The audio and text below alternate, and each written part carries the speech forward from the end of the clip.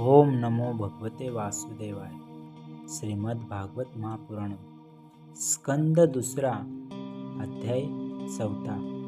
राजाचे सृष्टीविषयक प्रश्न आणि शुकदेवांची कथेची सुरुवात. सूत म्हणाले, शुकदेवांचे बोलणे भगवत तत्वाचा निश्चय करणारे होते.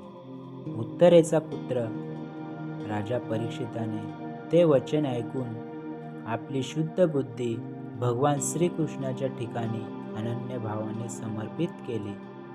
शरीर, पत्नी, पुत्र, राजमहल, पशु, धन, बांधव आणि निष्कंटक राज्य यांच्याविषयीची सवयीने दृढ झालेली ममता त्यांनी एका क्षणात सोडून दिली. शौनकादी ऋषींनो, महामना परीक्षिताने आपल्या मृत्यूची निश्चित वेळ जाणली होती, म्हणून त्याने धर्म, अर्थ आणि कामाशी संबंध असणारी सर्व कर्मे सोडून दिली. नंतर भगवान श्रीकृष्णांमध्ये आत्मभावाने मिसळून जाऊन मोठ्या श्रद्धेने भगवान श्रीकृष्णांचा महिमा ऐकण्यासाठी त्याने श्री शुकदेवांना तोच प्रश्न विचारला जो आपण मला विचारित आहात. परीक्षिताने विचारले, भगवत स्वरूप मुनिवर, आपण परम पवित्र आणि सर्वज्ञ आहात. आपण जे काही सांगितले ते सत्य आणि योग्य आहे. आपण जसजशी भगवंतांची कथा सांगत आहात तसा माझा अज्ञानाचा पडदा नाहीसा होऊ लागला आहे. मी आपणाकडून पुन्हा हेच जाणून घेऊ इच्छितो की भगवंत आपल्या मायेने या सृष्टीची उत्पत्ती कशी करतात, कारण या सृष्टीची रचना ब्रह्मदेवासारख्यांनाही कळण्यासारखी नाही. भगवंत या विश्वाचे संरक्षण आणि पुन्हा संहार कसा करतात. अनंत शक्ती परमात्मा कोणकोणत्या शक्तींचा आश्रय घेऊन स्वतःच खेळणी बनून त्यांच्याशी खेळतात, तसेच ते हे ब्रह्मांड कसे बनवितात आणि पुन्हा कसे मिटवून टाकतात. हे मुनिवर्य, भगवान श्रीहरींच्या लीला मोठ्या अद्भुत आणि अचिंत्य आहेत. विद्वानांनाही त्यांच्या लीलांचे रहस्य समजणे अवघड जाते. एकटे भगवंत पुष्कळशी कर्मे करण्यासाठी पुरुष रूपाने प्रकृतीच्या विभिन्न गुणांना एकाच वेळी धारण करतात की अनेक अवतार घेऊन क्रमश धारण करतात. मुनिवर, आपण वेद आणि ब्रह्मतत्व दोन्हींचेही मर्म जाणत आहात, म्हणून आपण माझ्या या जिज्ञासेचे समाधान करावे.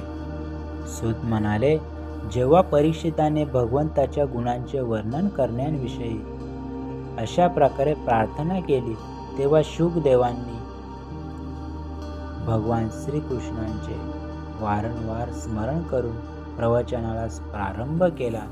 श्री शुकाचार्य म्हणाले, जे संसाराची उत्पत्ती, स्थिती आणि प्रलय करण्याची लीला करण्यासाठी सत्व, रज आणि तमोगुण रूप तिन्ही शक्तींचा स्वीकार करून ब्रह्मा, विष्णू, शंकराचे रूप धारण करतात, जे सर्व प्राण्यांच्या हृदयामध्ये अंतर्यामी रूपाने विराजमान आहेत, ज्यांचे स्वरूप आणि ते जाणण्याचा मार्ग बुद्धीला न करणारा आहे, अशा अनंत महिमा असणाऱ्या परमपुरुषांना मी नमस्कार करतो. सत्पुरुषांचे दुःख नाहीसे करणाऱ्या दुष्टांची उन्नती होऊ नये म्हणून निरनिराळ्या देवता बनून त्यांना मागेल तेवढेच फल देणाऱ्या आणि परमहंस संन्याशांना त्यांच्या इच्छेप्रमाणे आत्मवस्तूचे दान करणाऱ्या परमात्म्याला मी पुन्हा पुन्हा नमस्कार करतो. जे भक्तवत्सल आहेत, भक्ती नसलेल्यांनाच, जे अज्ञात असतात, ज्यांच्यासारखे ऐश्वर कोणाचेच नाही, तर त्यांच्यापेक्षा अधिक कसे असू शकेल. अशा ऐश्वर्याने युक्त असूनही जे नेहमी ब्रह्मस्वरूप असणाऱ्या आपल्या धामामध्ये विहार करतात त्या भगवानांना मी वारंवार नमस्कार करतो. ज्यांचे कीर्तन, स्मरण, दर्शन, वंदन, श्रवण आणि पूजन जीवांची पापे तत्काळ नाहीशी करते, त्या पुण्यकीर्ती भगवानांना वारंवार नमस्कार असो. विवेकी पुरुष ज्यांच्या चरणकमलांना शरण जाऊन आपल्या हृदयातून या व परलोकाची आसक्ती काढून टाकतात आणि कोणत्याही परिश्रमाविना ब्रह्मपद प्राप्त करून घेतात, त्या मंगळ कीर्ती असणाऱ्या भगवान श्रीकृष्णांना मी अनेक वेळा नमस्कार असो. मोठमोठे तपस्वी, दानशूर, यशस्वी, सदाचारी आणि मंत्रवेत्ते जोपर्यंत आपली मोक्षप्राप्तीची साधने स्वतःसह त्यांच्या चरणी समर्पित करीत नाही, तोपर्यंत त्यांचे कल्याण होत नाही. अशा कल्याणकारी कीर्ती असणाऱ्या भगवान श्रीकृष्णांना वारंवार नमस्कार असो. किरात, हुन, आंध्र, पुलिंद, पुळकस, अभिर, कंक, यवन, खस इत्यादी कनिष्ठ जाती तसेच पापी ज्यांच्या शरणागत भक्तांना शरण जाऊन पवित्र होतात, त्या सर्व शक्तिमान भगवंतांना पुन्हा पुन्हा नमस्कार असो. तेच भगवान ज्ञानी पुरुषांच्या आत्मा, भक्तांचे स्वामी, कर्मकांड करणाऱ्यांसाठी वेदमूर्ती, धार्मिकांच्यासाठी धर्ममूर्ती आणि तपस्वी लोकांसाठी तपस्वरूप आहे.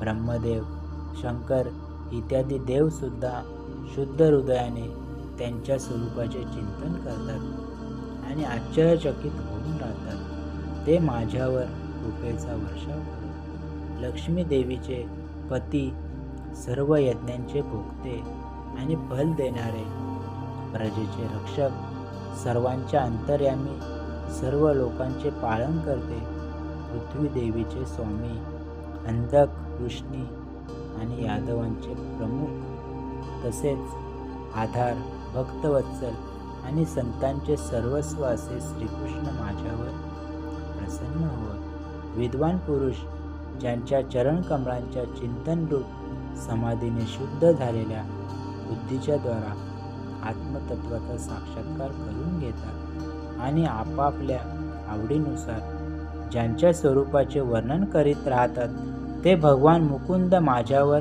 प्रसन्न होत.